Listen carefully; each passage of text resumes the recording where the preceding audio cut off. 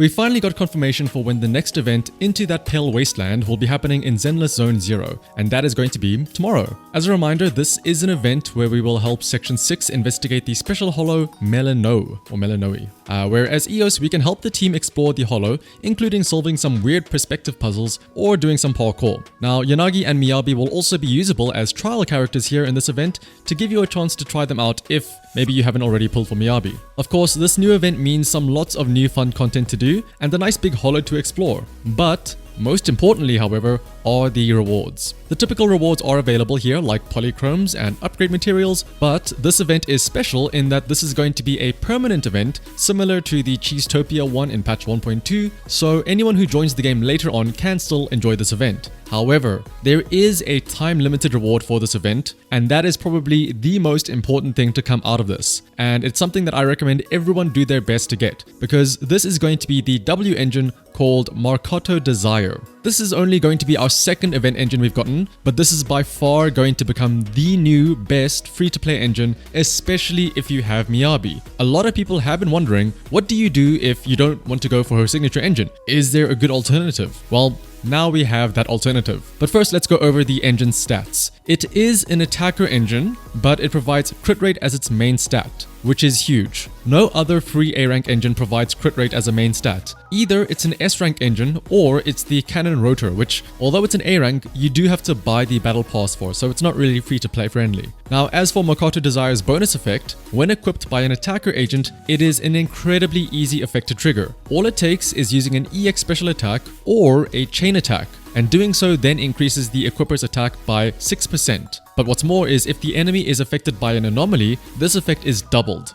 And that's only at base refinement. At maximum refinement, this goes up to a 9.6%, which again can be doubled up to a 19.2% attack increase when they are affected by an anomaly. Coming back to the crit rate though, this is a great stat to have on attackers, as pretty much all attackers want good amounts of both crit rate and crit damage, and right now, most engines provide simply attack percentage as the advanced stat, which although it isn't as bad, crit rate is much more difficult to come by. For example, on disk drives, you only have the slot 4 main stat, and then you have to rely on substats and getting lucky with those. Meanwhile, for attack, this has the big flat amount on slot 2, and then you can also get attack percentage on slot 4, 5, and 6 as well as a main stat, although normally you only go for slot 6. And now if you compare this new engine to the other go-to free-to-play engines, Starlight Engine provides a similar level of attack boost on the bonus effect, but it doesn't have that crit rate advanced stat. And then as for the Gilded Blossom, the other event engine we got earlier on in the year, this also lacks the crit rate, but it also has a lower attack percent increase on the effect. Now it does have increased damage on the EX special attack, but that's not as valuable because depending on the agent, what if, for example, most of their damage comes from something like their basic attacks or their ultimate? Suddenly that big 24% EX damage increase isn't as useful.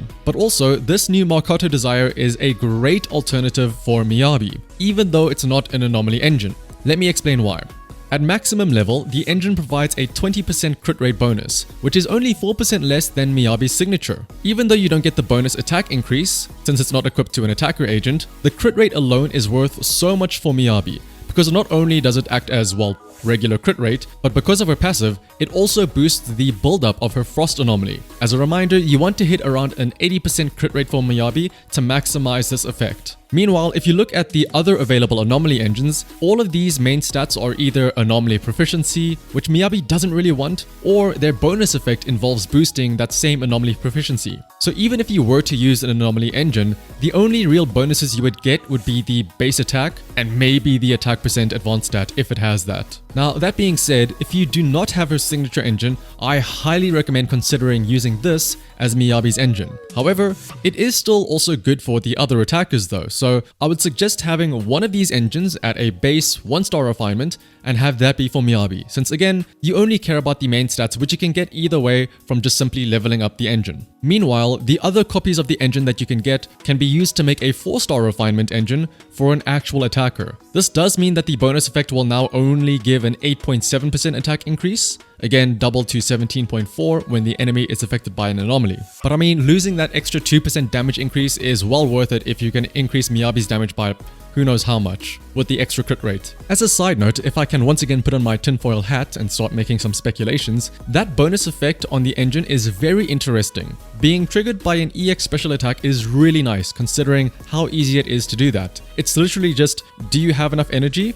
If you do, alright, just press the one button and there you go. It's so simple that you think, why even bother with any other trigger requirements? And yet, causing a chain attack also triggers this bonus. This leads me to think that maybe an upcoming attacker agent, say for example Evelyn, may be able to do something with chain attacks. We know that the developers must already have both Astra and Evelyn's kits fleshed out, considering we already have a disc set tailor-made for Astra. So maybe this engine's effect alludes to what Evelyn's kit might be. The only other attacker engine that focuses on chain attacks is the Street Superstar, which wants you to do all 3 chain attacks, and even then it only boosts the ultimate damage of the equipper by 45% if you did do all 3 chain attacks. Street Superstar is very clearly intended for when you stun an enemy and you can get several chain attacks in a row off, but maybe with this new Marcato Desire, it implies that Evelyn could maybe cause a chain attack seemingly out of nowhere, being on par with how often you could throw out an EX special attack. But I mean, hey, for now that's just a theory. Some might even say a game theory. However, that being said though, you shouldn't feel the need to rush through and finish this event as soon as possible. It is recommended, after all, that you have at least finished the main story of Chapter 5